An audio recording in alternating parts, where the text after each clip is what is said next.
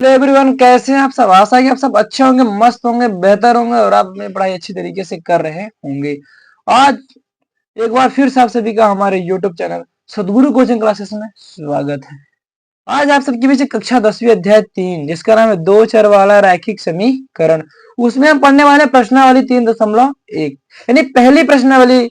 हम आपके पहली प्रश्नावली इसी में पढ़ेंगे। इस वीडियो में क्या पढ़ेंगे? पहली प्रश्नावली के संपूर्ण यानी कि संपूर्ण प्रश्नों को पढ़ेंगे। अगर कोई प्रश्न छूटता है तो अगले वीडियो में दे देंगे, लेकिन कोशिश करेंगे कि पूरे पूरे प्रश्नों को यहाँ कवर कर ले। तो चलिए तुरंत प्रश्नों को स्टार्ट करते हैं। प्रश्नावली को स्टार्ट करने से पहले एक छोटा सा फार्मूला, इंपॉर्टेंट फार्मूला है जो हर एक प्रश्न में यानी प्रश्न 3 के हर एक प्रश्न में आपको मिलेगा ही, और आपको ऑब्जेक्टिव में प्रश्न देखने को मिल जाएगा। चलिए इन प्रश्नों इंपॉर्टेंट फार्मूला को हम देख लेते हैं क्या है। जो फार्मूला है क्या बोलता है? बोलता है जब रेखा प्रतिच्छेद करती है तो क्या प्रतिच्छेद करती है? रेखा।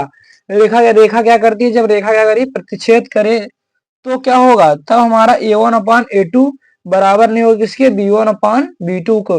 तब ऐसे नहीं, ऐसे क्या पता चलेगा हम कि अगर समीकरण दिया उसमें क्या a1 a2 b1 b2 सब मान दिया रहेगा, तो क्या अगर जो a1/a2 का मान b1/b2 के बराबर ना हो, तब हमारा दिया गया समीकरण कैसी रेखा बनाएगा? प्रतिच्छेदी रेखा बनाएगा।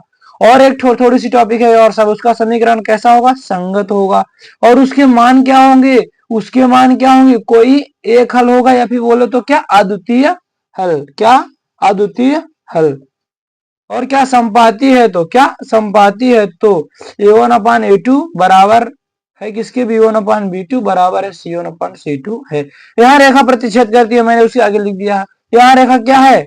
यहाँ रेखा एक संपाती है। संपाती का मतलब एक रेखा यहाँ जा रही है ना, तो दूसरी रेखा भी इसी के ऊपर से जाएगी। तीसरा है समांतर है, तो और इस समीकरण का हल क्या होगा? संगत होगा। और इस समीकरण के हल अनेक हल होंगे। और तीसरा क्या है? समांतर है, तो समांतर होगा। तो देखिए क्या समांतर रेखा हमारी यही हुई ना, ये मेरी समांतर रेखा हो गई। समांतर में a1/a2 बराबर है किसके? b1/b2, लेकिन c1/c2 जो होगा वो बराबर नहीं होगा। क्या? बराबर नहीं होगा। अगर ऐसा मान आता तो हमारी रेखा कैसे होगी? समांतर होगी, और दिए गए समीकरण का कोई हल नहीं होगा। दिए गए समीकरण का कोई हल नहीं होगा। सॉरी, इसमें मैंने प्रतिच्छेदी में क्या बोला था? कोई हल नहीं होगा। इसमें ऐसा नहीं, एक हल होगा। अगर प्रतिच्छेदी रेखा करती है तो क्या? अद्वितीय हल, कोई एक हल होगा। सॉरी, क्या? कोई एक हल होगा। ऐसा बोलो फिर क्या? केवल एक हल होगा। चलिए एक बार उसका हम बुक से अच्छी तरीके से दिखा देते हैं उसको। मैंने आपके पास ये बुक होगी और इस बुक में ऐसा बनाया हुआ होगा चित्र, तो आप देख सकते हैं इसमें क्या है। समीकरण में दिया, समीकरण में क्या है? a1/a2 का मान 1/2, 1/3 आया, और b1/b2 का -2/4 आया, और c1/c2 0/-20। क्या है? देखो a1/a2 का मान 1/3 है, उसका क्या है? -2/4 है। क्या इसके बराबर है? नहीं है। तो क्या प्रतिच्छेदी करती हुई रेखाएं बता रहा है। ऐसे क्या है? 3/4, 2/4, 3/6। अगर इसको काटेगा तो क्या आएगा? 1/2, 1/2, 1/2।